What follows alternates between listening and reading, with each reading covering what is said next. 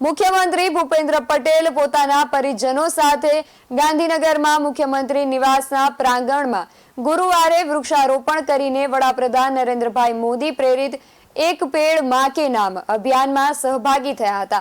મળતી માહિતી મુજબ વડાપ્રધાને તાજેતરમાં 5મી જૂન વિશ્વ પર્યાવરણ દિવસે એક પેડ માં કે નામ અભિયાન શરૂ કરાવીને ભારતના અને વિશ્વભરના લોકોને પોતાની માતા સાથે મળીને કે માતાને અંજલિ રૂપે એક વૃક્ષ વાવવાનું આહવાન કર્યું છે।